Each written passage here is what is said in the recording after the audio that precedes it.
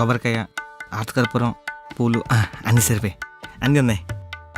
అమ్మా తల్లి, ఈ వ్రతం భార్యాభర్తల దాంపత్య జీవితం సుఖంగాను మరింత దృఢంగాను అష్టైశ్వర్యాలతోనూ ఆరోగ్యంతో ఉండాలని, ఇల్లంతా కలకలాడుతూ ఉండాలని చేస్తారమ్మా. నాయనా, ఆ తమలపాకు తీసుకొని 3 సార్లు నీళ్ళు జల్లు. నేను తమలపాకు తీసుకుంటాను, మా ఆవిడ వాటర్ జల్లుతుంది. సమా ఆపు, ఎలగలో తగలడు.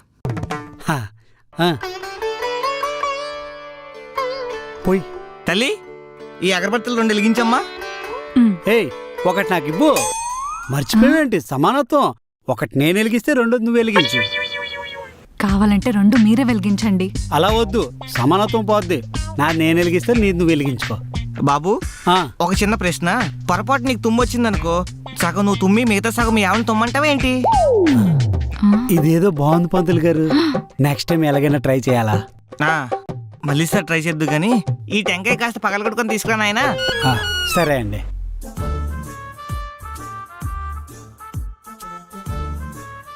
పంతులు గారు, మీరు ఏది పడితే అది అనకండి. మీకేంటండి, మీరు అనేసి వెళ్ళిపోతారు. తరువాత అనుభవించాల్సింది నేనే కదా.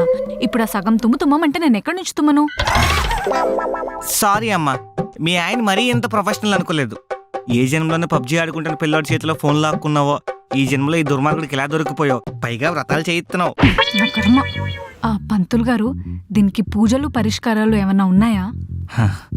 కరోనా లాగా కొత్త కాన్సెప్ట్ అమ్మా. దీనికి రెమెడీ రావడానికి కాస్త టైం పడుతుంది. అదిగో నీ షేరింగ్ హస్బెండ్ వచ్చేస్తున్నాడు. ఏంటండి, కొబ్బరికాయ తీసుకున్నామంటే ఖాళీ చేతులతో వచ్చారు? అది ఆపే. ఏమ్మా తల్లి, అరగంట క్రితం వచ్చింది నాకే అర్థమైంది. 6 నెలల నుంచి కాపురం చేస్తున్నావు, నీకు ఇంకా అర్థం కాలేదా? ఏంటండి అది? టెంకాయ ఆయన పగలగొట్టాడు, నువ్వు వెళ్ళి తీసుకురావాలి. సమానత్వం. వెళ్ళమ్మా. సమానత్వం లేకపోతే ఎలా? పంతులు గారికి బాగా అర్థమైంది. వర్ణన పూజ సమప్యామి. నాయనా, వ్రతం చివరి దశకు వచ్చింది. ఈ అక్షంతలు నీ నెత్తి మీద కొంచెం వేసుకొని మిగతా మీ ఆవిడ నెత్తి మీద ఏనాయనా. మరి మీ నెత్తి మీద జోకు. నీ పిండం ఇందా. నా నెత్తి మీద నేను వేసుకుంటా, నీ నెత్తి మీద నువ్వు వేసుకో. ఓం విఘ్నేశ్వరాయ నమః. పిల్ల పాపలతో చల్లగుండాలి నాయనా. All the best, all the best, all the best. Anju, మన నెత్తి మీద పంతులు గారు వేశారు కదా, ఆయన నెత్తి మీద కూడా మనం వెయ్యాలా. సమానత్వం. సమానం అయిపోయింది. ఈడి పిండం పందులెత్తికెళ్ళా. సమానత్వం పేరుతో ఒట్టి మీ భారీగా శాడిజం చూపిస్తున్నావు అనుకున్నాను. మొత్తం ప్రపంచానికే చూపిస్తున్నావా? అంజు, మన షేరింగ్ కాన్సెప్ట్ పంతులు గారు బాగా ఎక్కేసింది. ఇక నుంచి వాళ్ళ ఆవిడ దగ్గర కూడా ఇదే అటెంప్ట్ చేస్తారు. అంత లేదు నాయన. ఆవిడ మీద నేను అటెంప్ట్ చేశాను అనుకో, ఆవిడ నా మీద మర్డర్ అటెంప్ట్ చేస్తుంది. అందరికి ఇలాంటి మహాతలు దొరుకుతుందా? సరే, 3 సార్లు ప్రదక్షిణ చేయండి. సగం వాటిని షేరింగ్ తగలెట్ట. ఆవిడ 3 సార్లు తిరుగుతుంది, నువ్వు కూడా తిరిగే. సరే, 3సారి అయిపోయింది. Cool cool cool. థ్యాంక్స్ పంతులు గారు, వ్రతం సమానంగా జరిపించారు. అమ్మా, నా సంభావన నాకు ఇప్పిస్తే ఇంటికి వెనక్కి తిరిగి చూడకుండా వెళ్ళిపోతానమ్మా. మా మేనేజర్ కాల్ చేసి ఈ ఏరియాని బ్లాక్ లిస్ట్ లో పెట్టిమంటాను. ఇంటికి ఎంత సంభావన? 2000. ఫోన్ పే ఉందా? నువ్వు కాల్ చేసావు కదా నాయన, ఆ నెంబర్కే.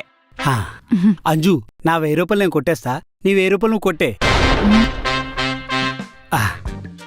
సరే పంతులు గారు, మమ్మల్ని ఇద్దరిని ఆశీర్వదించండి. ఇప్పుడు చెప్తారా నీ సంగతి? దీర్ఘ సుమంగళి భవ, దీర్ఘ ఆయుష్మాన్ భవ.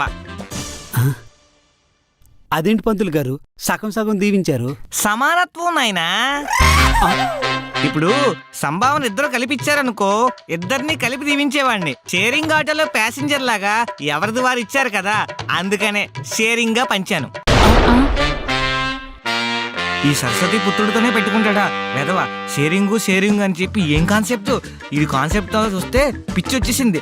వీడి పెండాలని కాకులు కాదు కదా, పందులు పందికొక్కులు ఏవి ముట్టుకొని సావు. నేను 12 నెలలు కష్టపడితే 12 లక్షలు సంపాదిస్తున్నా, అవును. అలా 30% గవర్నమెంట్కి ఇస్తున్నా అంటే సంవత్సరంలో 4 నెలలు నేను గవర్నమెంట్ కోసం పని చేస్తున్నా. అది నా బాధ.